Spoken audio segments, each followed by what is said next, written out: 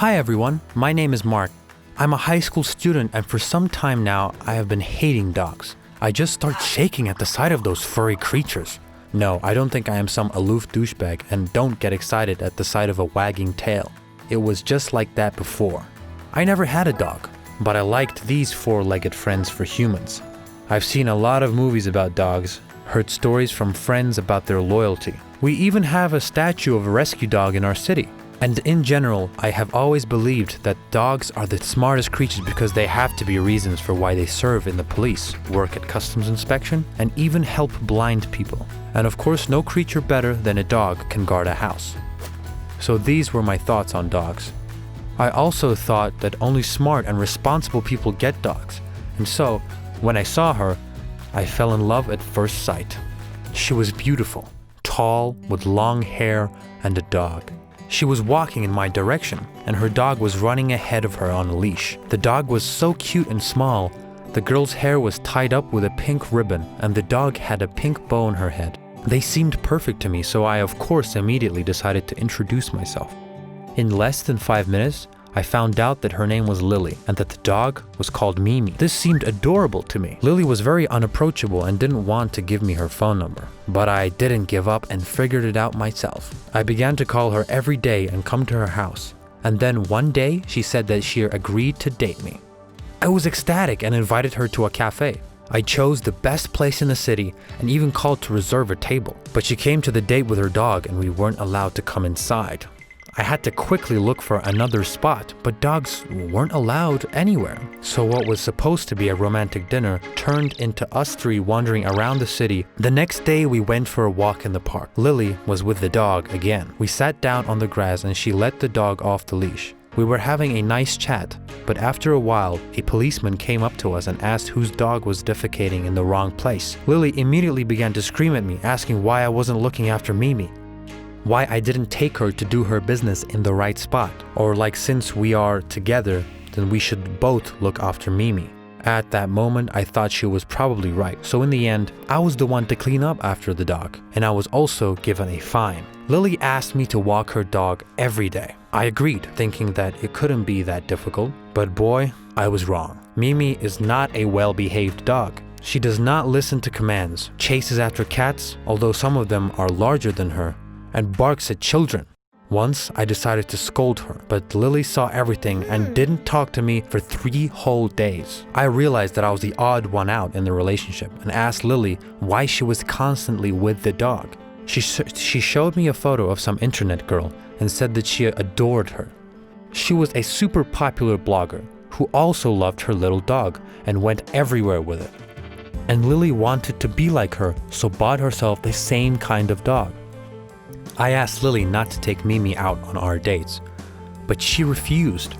She said that if I loved her, then I must love Mimi as well, and if not, then she was ready to part ways with me. I got very angry and upset and decided that I would be the one to leave them. This is how it could have ended, but no.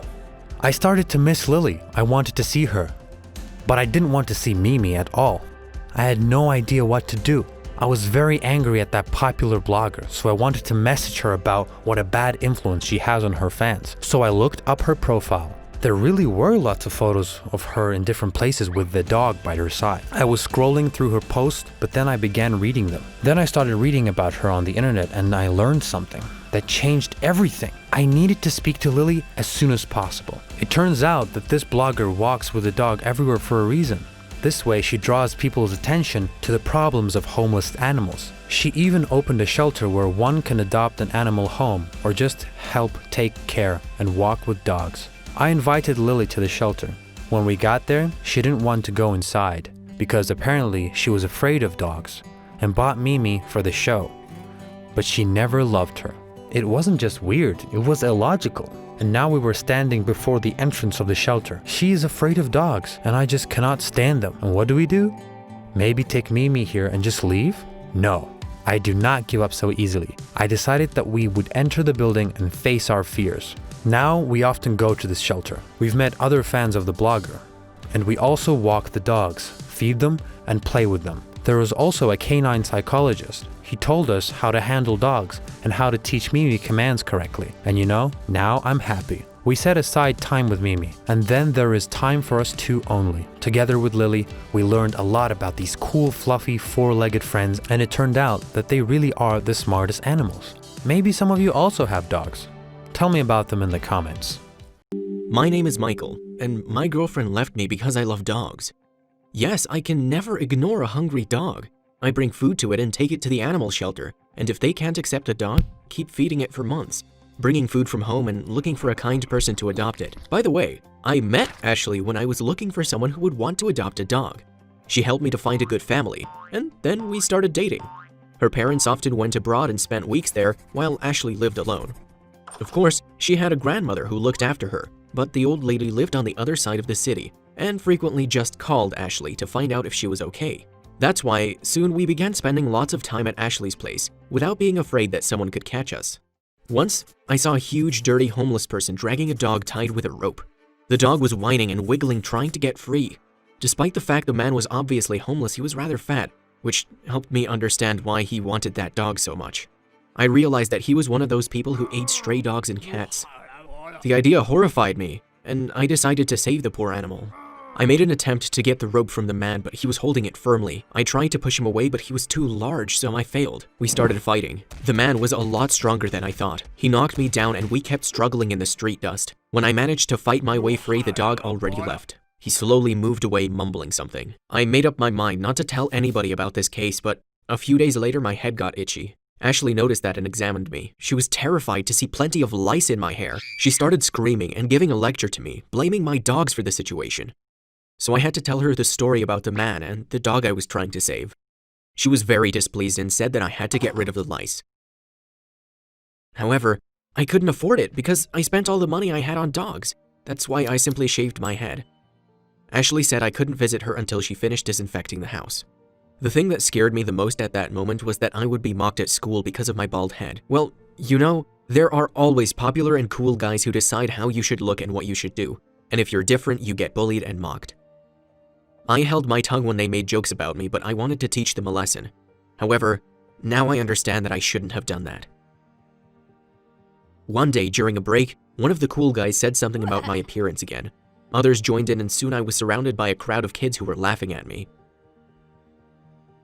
In the middle of that funny situation, I raised my head and said that I had leukemia. Then I broke down in tears and ran away.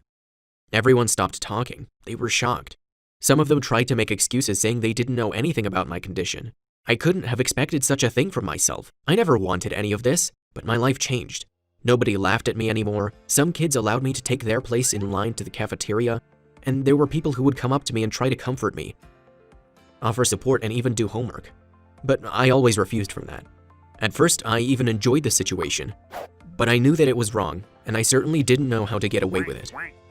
Ashley called and said how disappointed she was with me. She said she couldn't afford disinfection of the entire house. Well, her parents owned a large 2-story house and was afraid that the lice had already laid their eggs everywhere.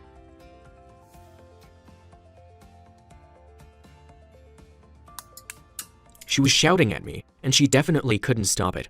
When she hung up, I began thinking where I could find money for the disinfection. A couple of days later, the leukemia situation got out of control. The information about a sick boy who was bullied at school spread really fast, and soon a group of journalists arrived to talk to me. I kept lying and prayed that my parents didn't find out about that. The guys who mocked me were forced to apologize to me publicly. I don't know who felt sorrier at that moment, them or me. After the news was shown on TV, Ashley came to visit me at school. She apologized and said she spent the entire night crying. She asked why I hadn't told her the truth, but I said that I already felt better and that I was going to be all right. I was too humiliated to tell her the real truth. In the middle of my conversation with Ashley, I heard the telephone ringing. It was my father. I felt dizzy and must have shaken because Ashley made an attempt to support me, thinking that I didn't feel very well. I said that I was okay and answered the phone. My father asked me where I was. I replied that I was at school. "I'll be waiting for you at home," he said and hung up. Just so you understand, my father is a tough and conservative man. We rarely have serious conversations, but when we do, I can hardly forget them. I came home. My father was sitting in an armchair. He was angry. I saw an open bottle with his heart pills. Then a difficult conversation followed. When it was over, he said, "It's good that your mom hasn't seen the news. I don't think she can take it." I promised to tell the whole truth and apologize to everybody. I also had to write a letter to the journalists, asking for a retraction. And here I am, lying in bed for 3 hours already, willing to have a heart attack or even leukemia, because I can't even imagine how ashamed I will be telling my story to everyone I know. I understand that Ashley will leave me anyway, and that will be the right thing to do, because the lies are nothing compared to the fact that I'm such a liar. Should I run away from home until it's not too late? What do you think? Leave your comments.